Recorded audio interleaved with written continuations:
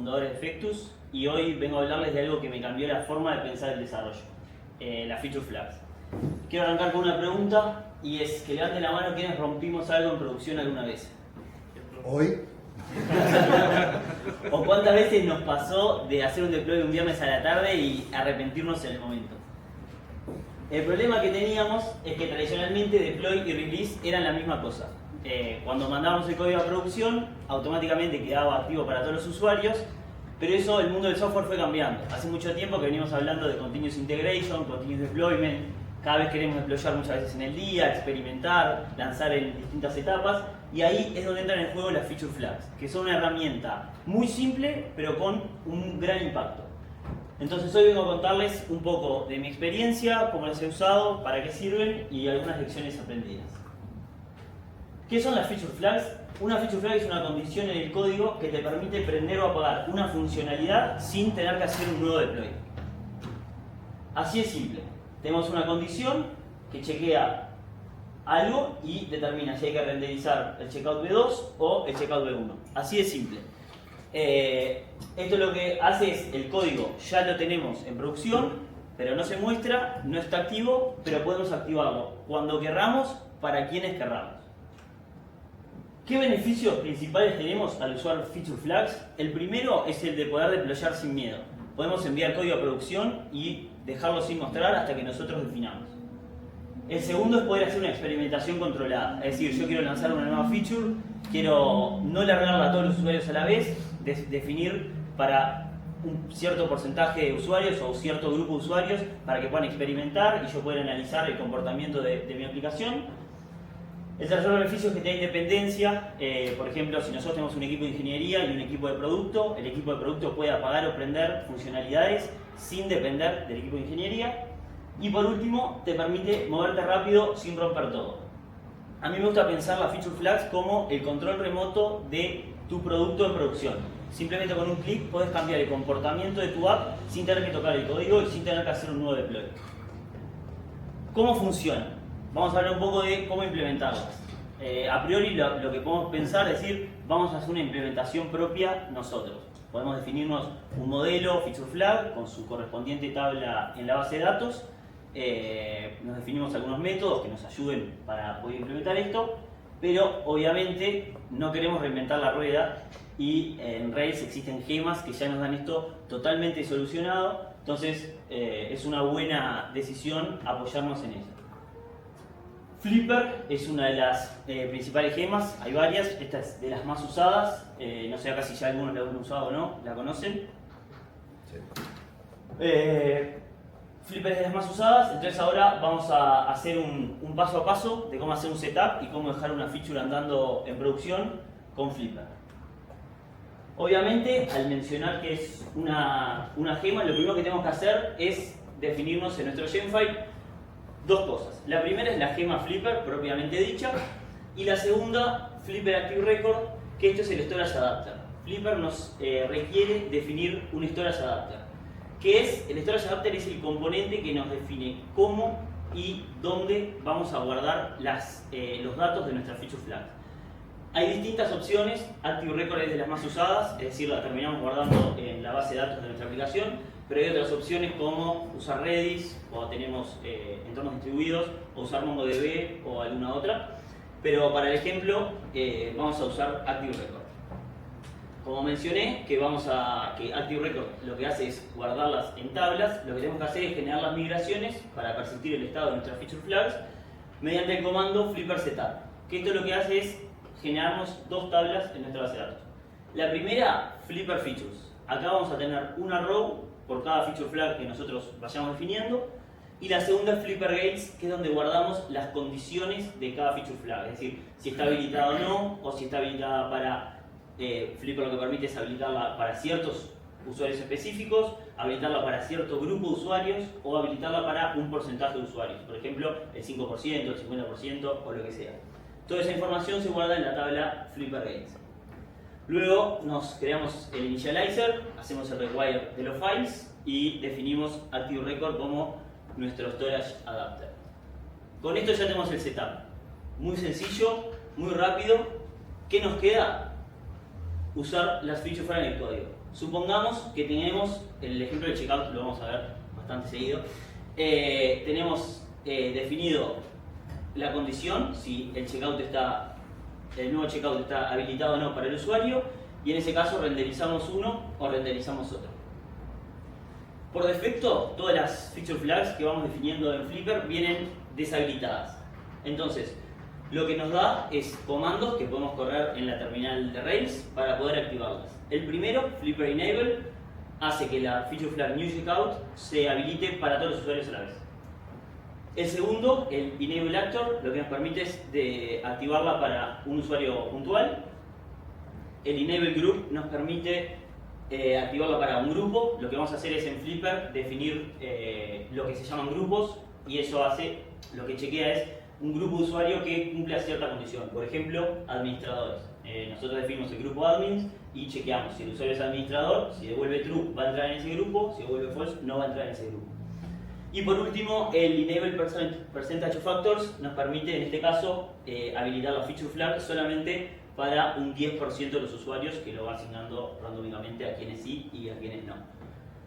Y bueno, con esto tenemos una feature flag andando en producción que nos va a permitir, ahora vamos a ver distintos casos de uso, de cómo usarlos y cómo usarlas bien, cuándo usarlas y cómo usarlas bien. Por último, lo que me olvidé, además de tener los comandos de Rails que podemos correr en la consola, podemos agregar la gema Flipper UI, que lo que nos da es un dashboard para poder visualizar y poder administrar nuestras flags de una forma mucho más amigable. En la primera pantalla tenemos nuestra lista de feature flags. Algunas están habilitadas para todos los usuarios, algunas para el 10%, otras están deshabilitadas, y luego al hacer clic en cada una tenemos aquí el detalle. Podemos agregar actores, agregar grupos, definir los porcentajes, deshabilitarla o habilitarla, o en este caso borrarla. ¿Cuándo podemos usar las feature flags? Tenemos muchos casos de uso y todos son muy importantes. El primero es cuando queremos hacer un deploy gradual. Por ejemplo, queremos lanzar una feature, no sabemos cómo se va a comportar. Por ejemplo, un checkout, hacemos un nuevo checkout, una nueva versión, lo lanzamos a producción y lo deployamos para un 5% de los usuarios. Ahí podemos monitorear errores, analizar conversión, analizar otras métricas de performance y, si todo va bien, ir haciendo un rollout progresivo, luego un 25%, un 50%, hasta llegar al 100% de los usuarios. El segundo caso de uso son los dark launch. Esto lo que significa es que ya podemos tener el código de producción, pero simplemente no se muestra. ¿Qué ventaja nos da esto? Principalmente dos. Separar el deploy del release, es decir, ya todo el código está y cuando quiero habilitar la funcionalidad simplemente prendo la feature flag y queda. Y el segundo es que nos va a permitir testear en entornos más reales sin afectar la experiencia del usuario. Es decir, puedo habilitar una feature flag para un usuario puntual para que lo testee sin afectar a todo el resto. En tercer lugar, y relacionado a separar el deploy del release, tenemos el famoso kill switch. Yo prendo una feature flag, activo una feature a los usuarios, algo anda mal, algo se rompe, la apago.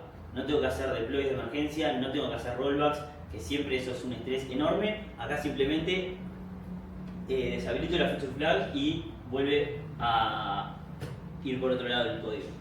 Y por último nos permite hacer A/B testing, hacer experimentación de producto, muy importante para las startups que están buscando product market fit o lo que sea. Intentar con una feature, tengo por ejemplo 2 algoritmos de recomendación, no sé cuál me va a funcionar mejor, entonces ¿qué hago? Lo habilito para el 50% de los usuarios uno y 50% del otro, analizo, veo cuál performa mejor para poder obtener mejores resultados. Más allá de los casos de uso tenemos buenas prácticas. Estas son lecciones que he ido aprendiendo con el uso de las feature flags. En primer lugar tenemos siempre que limpiar flags viejas. Dejar flags mucho tiempo en el código va a empezar a generar deuda técnica, genera códigos de ruta fantasma que no se terminan utilizando. Luego tenemos que nombrar la feature flag con intención. No tiene ningún sentido empezar a nombrar la flag 1, flag 2, flag B3. Pasan 6 meses, nadie sabe para qué sirve. Usemos nombres que representen, reflejen lo que la feature flag quiere hacer. Es importante también loguear y monitorear porque al tener funcionalidades activas para algunos grupos de usuarios no, pueden empezar a aparecer bugs y no sabemos a qué grupo afecta o no, entonces es siempre importante generar logs y monitoreo. Luego el control de acceso, es importante que no todas las personas de una organización o de una empresa o de todos los equipos tengan acceso a habilitar o deshabilitar feature flags en producción. Es importante tener una matriz de roles y responsabilidades para ver quiénes puede hacerlo. Y lo último es evitar flags anidadas. Si vemos que empezamos a tener muchas condiciones una dentro de la otra, sabemos a eso huele mal, siempre termina habiendo algo mal diseñado, así que tenemos que tratar de evitarlo. Además de las buenas prácticas, y mirando del otro lado de la manga, tenemos los errores comunes, obviamente dejar flags vivas. Se dice que si una feature flag vive más de 6 meses, ya es porque no debería estar ahí, ya la deberíamos limpiar. Otro error es no documentarlas, porque es muy importante tener bien claro qué feature flag tenemos en el código, qué usuarios están activos o cuáles no, definir responsables de cada feature flag, porque después nadie sabe quién la puso, quién no, cuándo hay que quitarla, cuándo no, ponerle una fecha de caducidad, luego de hacer un release de producción, decir, después de 2 semanas, 3 semanas la saco.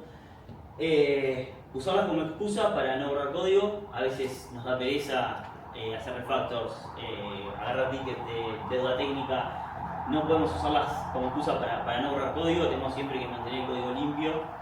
Y por último, otro error común es abusar de ellas. Hay muchas veces que cuando empezamos a conocer las feature flags nos entusiasmamos, vemos todo el poder que tienen y las empezamos a usar, pero no a usar. Y bueno, para ir cerrando, me gustaría que esta charla se lleven que las feature flags no son solamente una herramienta, son una forma de pensar el desarrollo. Las feature flags nos permiten obtener feedback mucho más temprano, que el ciclo de feedback sea más temprano, nos permiten separar el deploy del release. Y la idea es que no se trata de mover rápido y romper cosas, sino que se trata de mover rápido y poder apagar lo que se rompa. Muchas gracias.